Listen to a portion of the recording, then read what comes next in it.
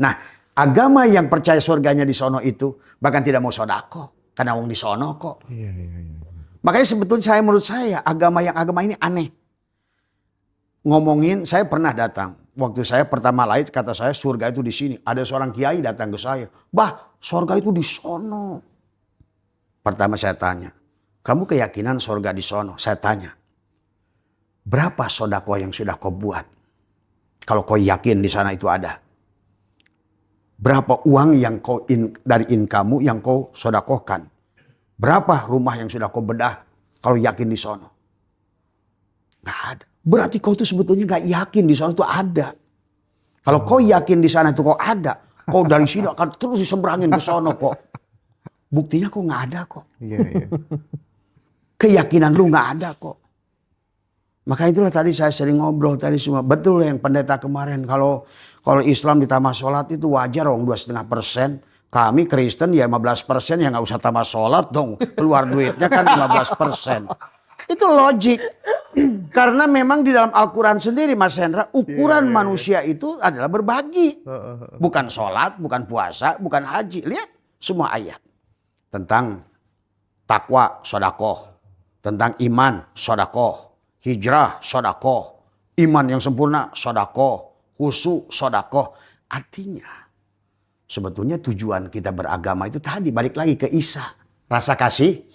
Ruhama ubainahum. Saling berbagi, saling menyayangi. Tanpa usah memandang siapapun kamu. Jangan lagi melihat kulit. Apakah ini anjing, ini babi, ini domba, ini apa, ini Kristen, ini Hindu. Lihat hidupnya. Maka Abah ajarkan tadi dua kan. Segala apa yang dari makhluk pandang syariat dan hakikat. Apapun yang menurut kamu jelek, buruk, menyerangmu, pandang hakikat. Lihat Allahnya.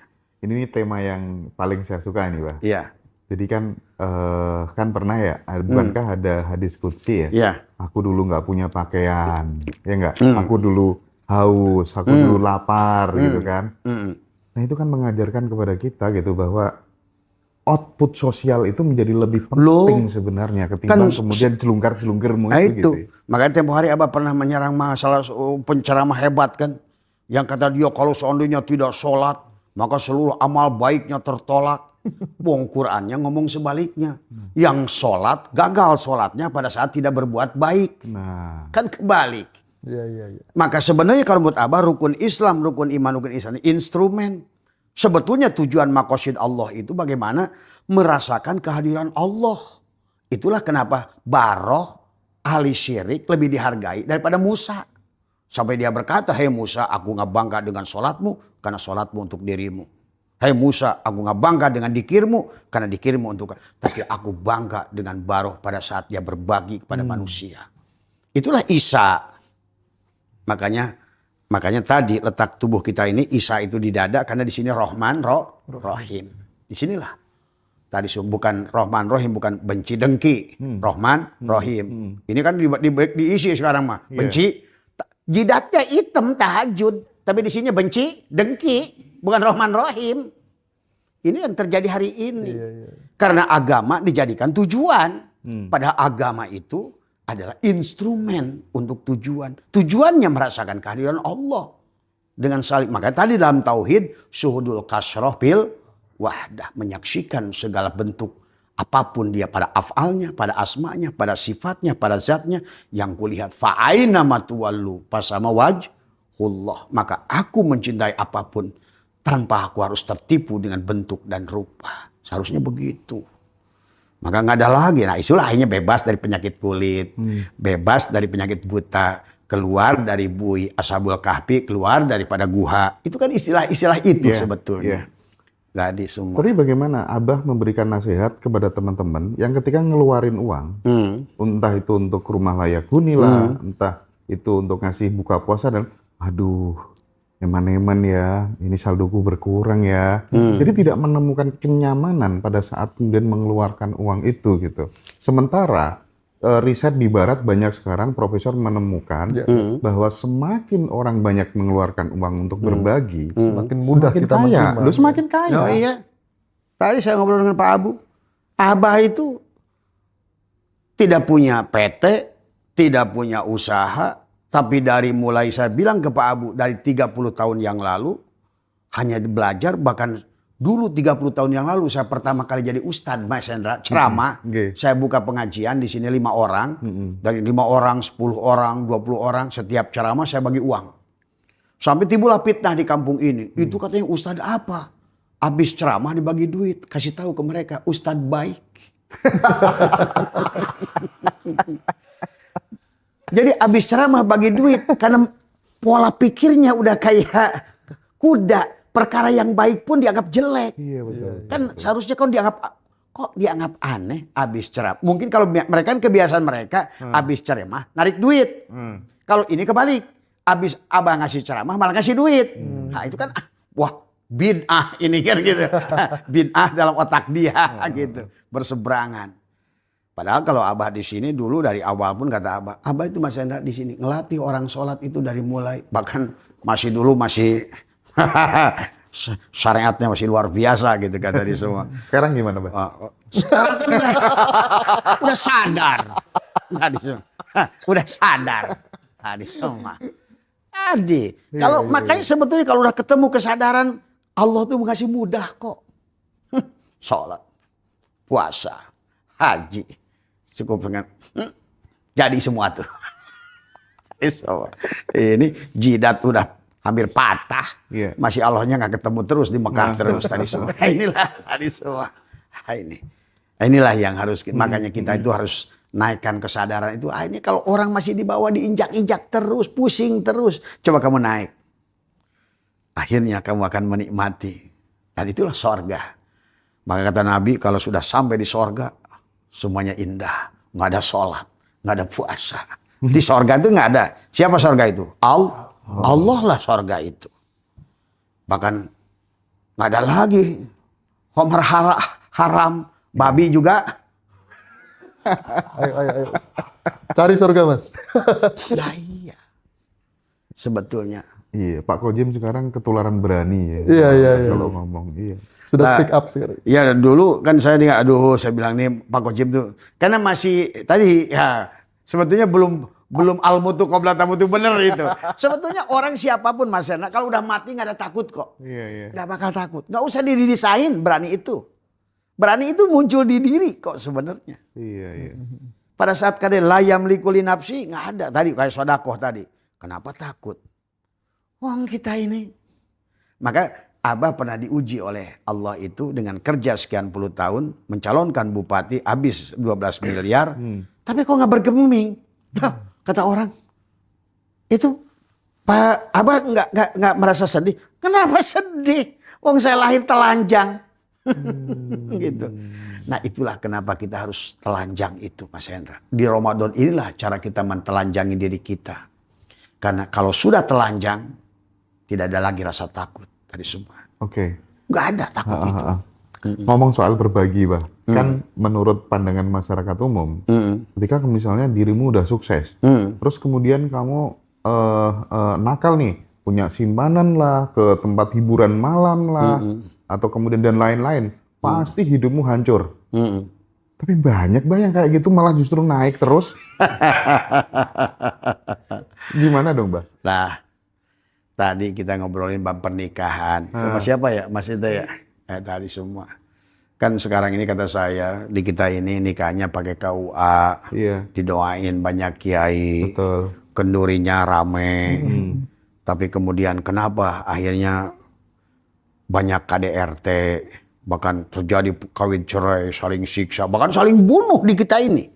Tapi kata dia, kenapa ya di Korea, di Jepang, di Eropa nggak ada KUA, kawinnya nggak rame-rame, nggak pakai doa, anaknya sukses, keluarganya bahagia, gitu kan tadi semua. Nah, inilah yang harus kita pahami. Termasuk kata saya, kenapa satu hal yang tidak oleh dimansuk satu ayat dalam Al-Quran itu adalah Auma malakat aimanuhum itu. Inilah sebetulnya bab yang sebetulnya Imam Hanafi kenapa kawin itu tidak perlu saksi dan wali.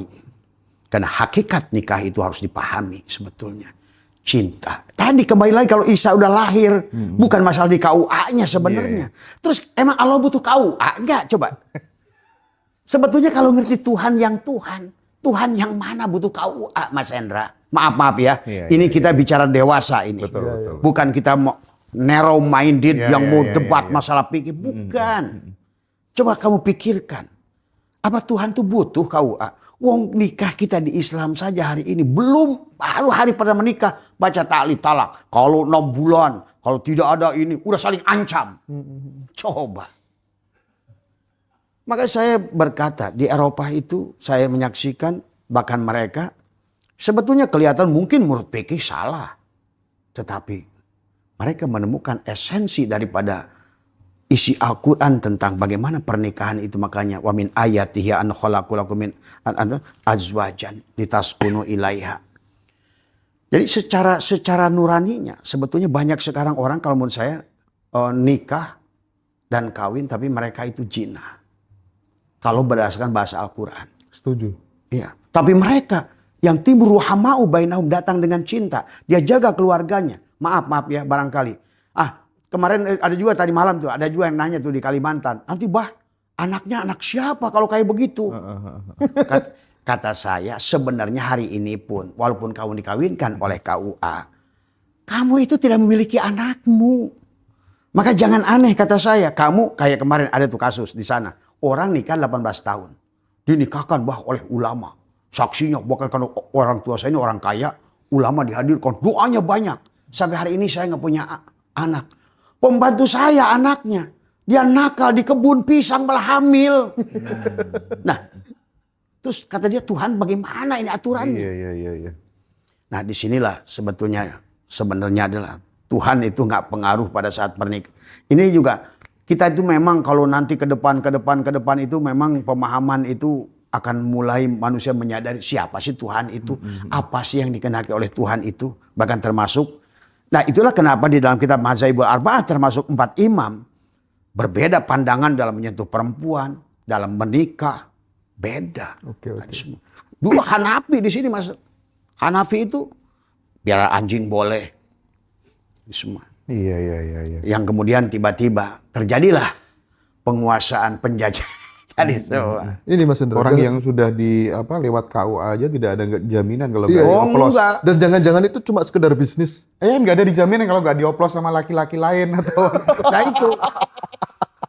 Inilah yang sekarang ini ke depannya makanya kita ini tidak boleh lagi beragama itu dengan narrow minded tadi semua. Oke. Maka pahami Tuhan, jangan lagi kayak tadi, jangankan urusan kawin begini kata saya. Wong jadi Musa jadi Rasul, emang ada SK-nya. Maka kemarin tuh ada yang bertanya bagus di Kalimantan itu. Gimana cara penunjukan dulu Nabi dan Rasul? Siapa yang nunjuk? Apakah kayak Mas Roji, apakah dulu itu Nabi itu benar ada orangnya ataukah hanya sebatas? Ya memang hari ini nggak ada buktinya kok. Adapun yang ada bukti-bukti itu ternyata setelah kita telusuri dengan filologi. Kertasnya tidak sesuai dengan zamannya. Batunya kita cek. Ternyata batunya. Contoh makam Paqih Muqaddam. Yang ada di Yaman itu. Kan begitu dicek dengan. Nah inilah maka hari ini sebetulnya akhirnya nggak ada bedanya aja di kita adalah makam itu dibuat untuk bisnis kan tadi semua. Maka kisah-kisah sejarah nabi-nabi sebelum itu. Walaupun ada nggak ada masalah. Secara sangat misalnya ada gitu kan tadi. Toh sebetulnya yang harus lebih penting daripada itu adalah bagaimana menempatkan mereka pada kita. Nih kontentannya nih Agus nih orang sini nih. Ya. Di sini itu jemaah kita ini semua nikah dengan baik-baik, kawin dengan baik-baik. Tapi hampir 90% para jemaah itu tadi merasa komplain dengan pernikahannya gitu kan tadi. Kenapa coba? Istrinya nggak mau ditiduri. Maka kata saya, istrimu yang tidak mau ditiduri atau melayani suaminya dengan terpaksa itu zina sebetulnya. Sebenarnya. Kalau secara hakikat tauhid. Karena nggak selaras. Nggak selaras, betul. Dulu, pernah nggak masih ada dengar tuh? Ada seorang dokter membuat disertasi. Membeli pelacur 500.000 asal akadnya. Dia selama dia setuju dan dia ikhlas. Sebetulnya nanti akan ke situ nanti itu pemahaman itu manusia itu. Bagaimana saling menyayangi. Kembali lagi, Isa dilahirkan. Ruhama ubainahum. Memang untuk sementara ini agak frontal mendengarnya. Frontal. Betul. Dan kita kalau tidak move on, belajar dewasa, memahami. Kapan? Jadi Abah itu mengajak pola berpikir dulu. Jangan dulu nolak gitu loh. Maka kenapa di dalam Islam ada kaidah usul fikih. Dalam kaidah usul fikih itu nggak ada yang salah Mas Hendra. Tadi semua. Ya contoh, makan daging babi haram nggak? Kalau menurut pengertian sekarang. Haram. Haram. Tapi pada saat satu tempat ada musibah, tidak ada makanan kecuali babi, boleh dimakan nggak? Boleh. Boleh.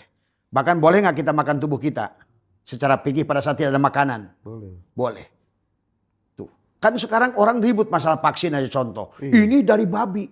Wong makan babinya saja kalau nggak ada makanan lain boleh kok. Inilah bahwa sesungguhnya based on condition. Fikih pun sebetulnya based on condition. Situasional. Tadi semua. Bahkan kalau kita naik kapal bertiga, misalnya terapung, datanglah di pulau. Mas Rojik, jangan abah dulu yang mati. Mas Rojik mati duluan. Nah, gitu.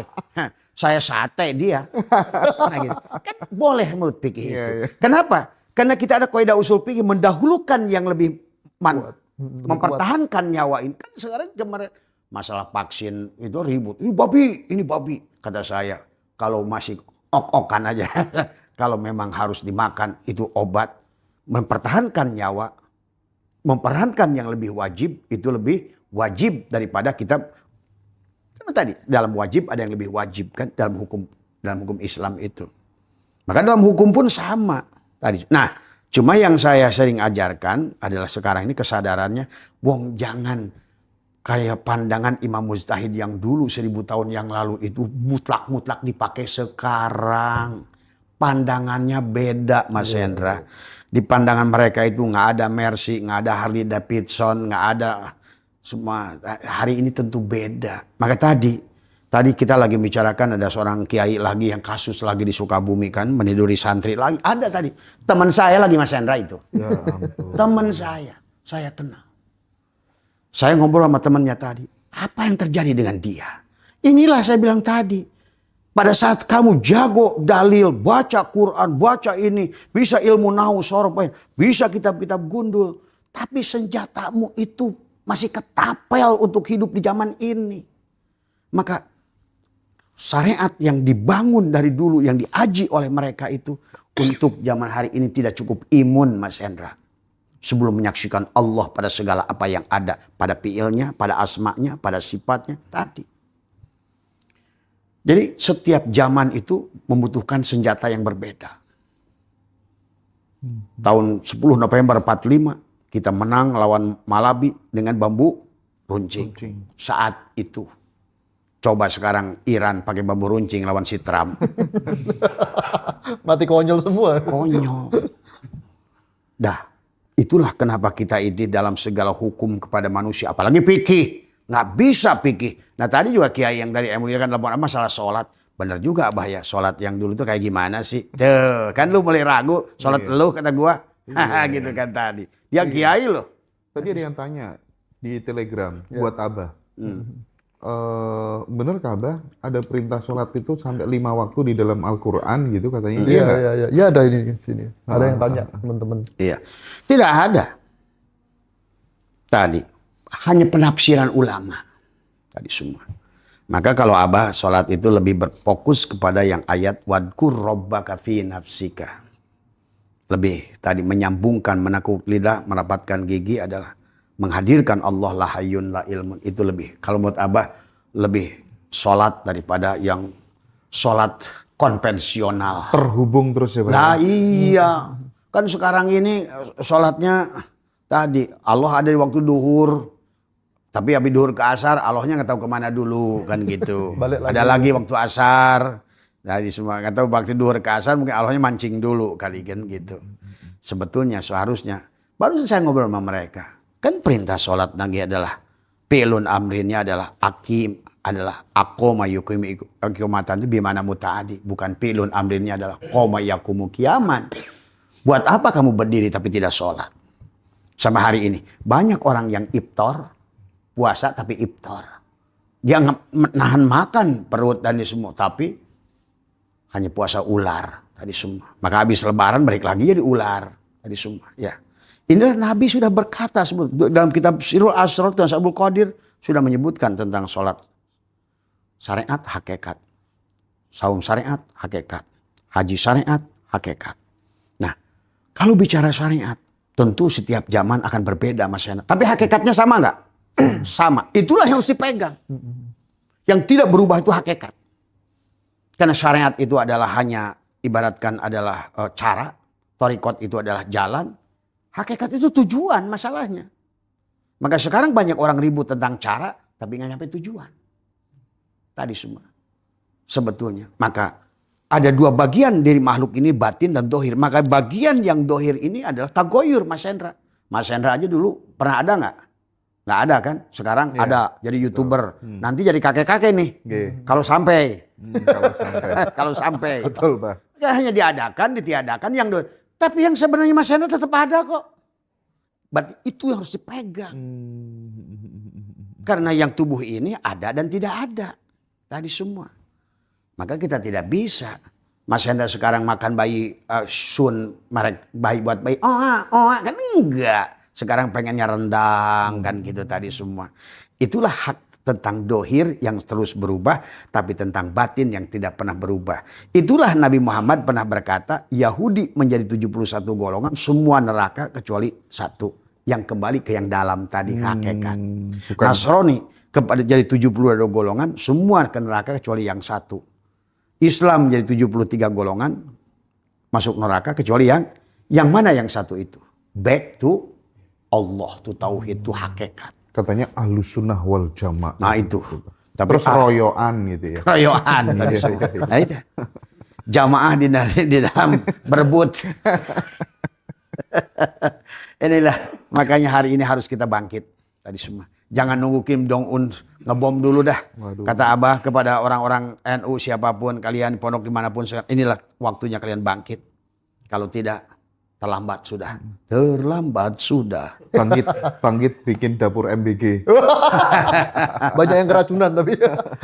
Ada beberapa pertanyaan dong untuk closing mungkin barangkali teman-teman biar merasa tersampaikan gitu pertanyaannya. Ini pertanyaan dari teman-teman Abah. Ya. Jika Al-Quran disebut sebagai petunjuk bagi seluruh manusia, mengapa tata cara sholat tidak dijelaskan secara rinci di dalamnya, dan bagaimana dampaknya terhadap sistem kehidupan global jika seluruh manusia menerapkannya? Nah itulah kenapa saya bilang tadi dalam bab sholat Nabi Muhammad itu tidak mencontohkan sholat semacam itulah kehebatannya. Karena kalau seandainya dibikin praktik semacam itu, akhirnya sekarang manusia yang nggak sholat semacam itu dianggap kafir. Tuh sebenarnya. Orang suka salah. Sebetulnya Nabi Muhammad itu memang sengaja nggak mencontohkan sebagaimana sih sholat itu. Sampai kata beliau, "Shollu kama ra'aitumuni usolli." Tadi. Ada yang bilang, kan buktinya Nabi bengkak. Bukan sholat itu yang bengkak itu. Duduk. Tadi semua. Dan kalau makanya sebenarnya kalau kita memahami Al-Quran ada syara'a, ada mansakan. Sebetulnya kalau menurut Abah adalah pada saat kembali kepada kesadaran sebenarnya yang ada Allah, yang hidup Allah, napas ini adalah kembali pada Allah, maka apapun cara orang sholat.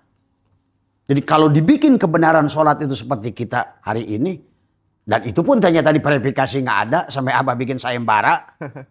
Karena bukan Abah kebencian, justru Abah ingin manusia itu melakukan sesuatu dengan dasar gitu loh. Betul. Bukan hanya karena dogma dan doktrin sholat itu benar begini. Buktinya 5 imam beda-beda.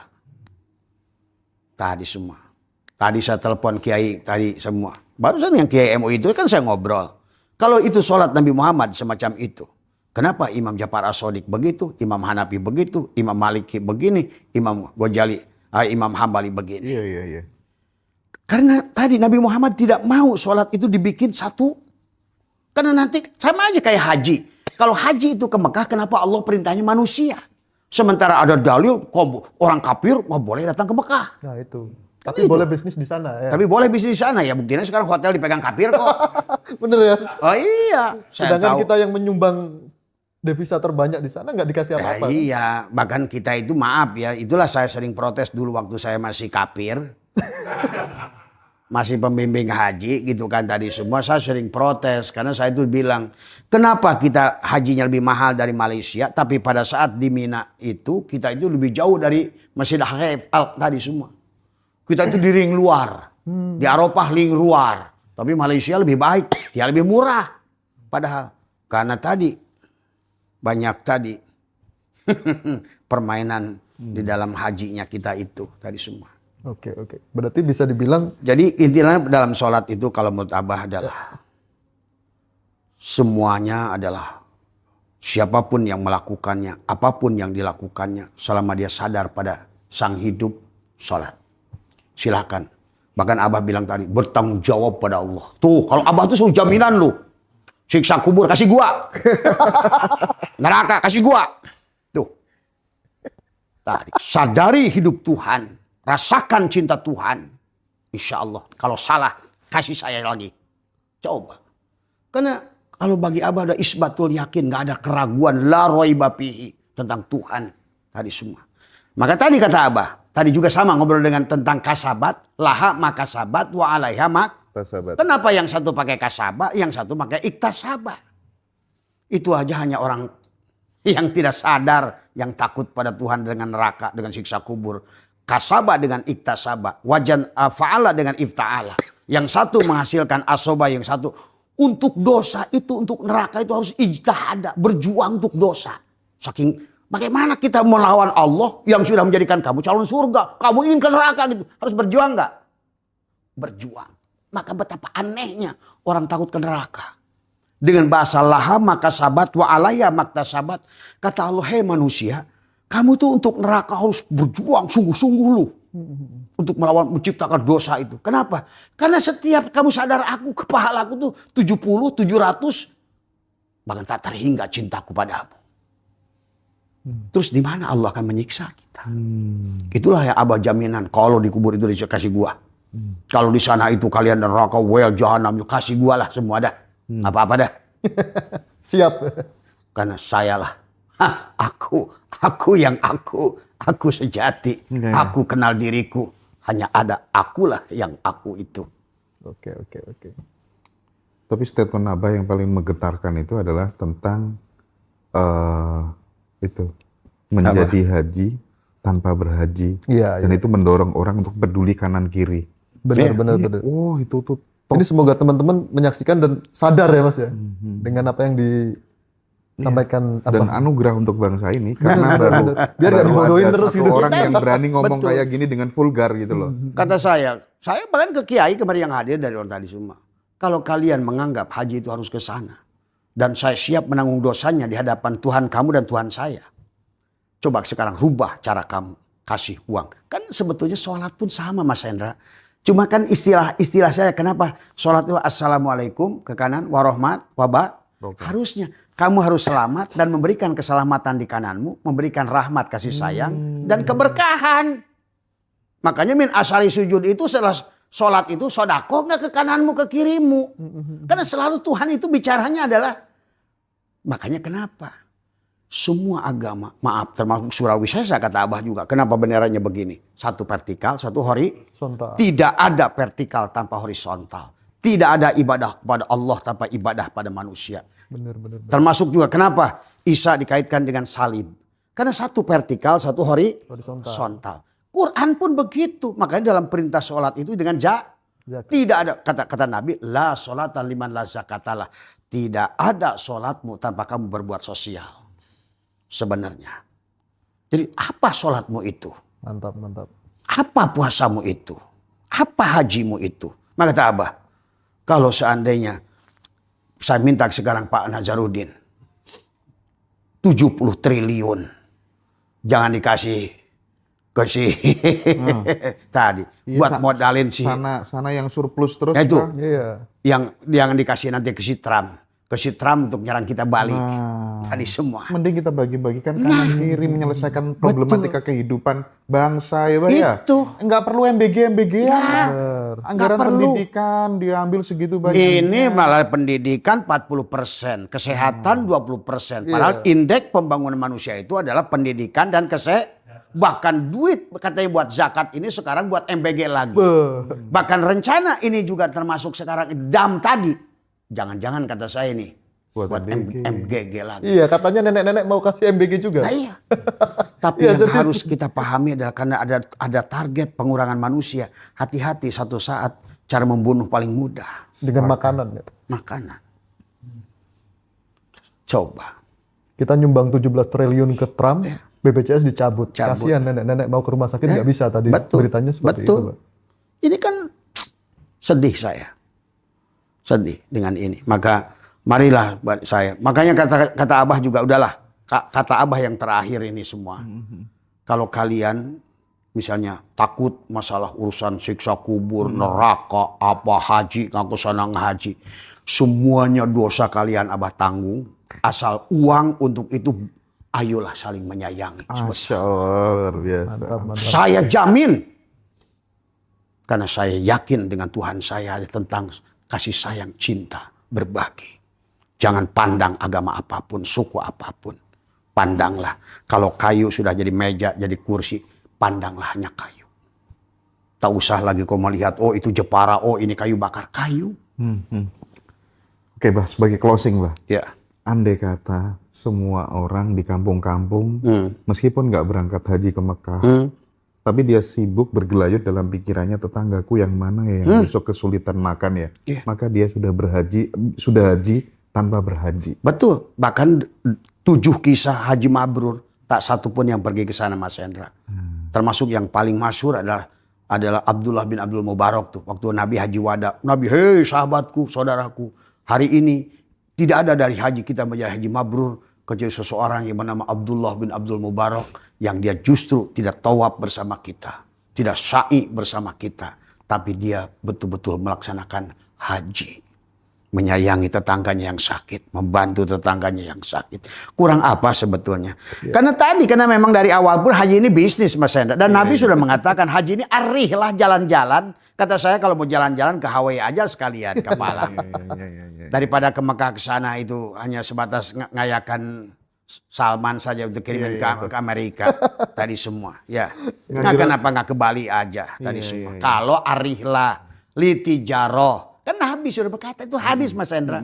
Nanti haji dan umroh itu hanya arihlah jalan-jalan, litijaroh, dagang. Sekarang dagang. Benar. Dagang. Bahkan maaf nih, sekarang ini saya udah membaca. Ternyata dengan haji Puroda itu sedang direncanakan. Dibatasi haji ini karena nafsu manusia tadi ingin jalan-jalan. Sebenarnya bukan hajian. Ingin dipanggil waji. Tadi semua. Kalau enggak kita bikin aja organisasi, kita menjual gelar haji itu sama seperti orang jual gelar Habib. Kalau benar-benar yang diinginkan adalah gelar haji kan gitu tadi semua. Ini ya Habib, tapi bukan Mbak Alawi.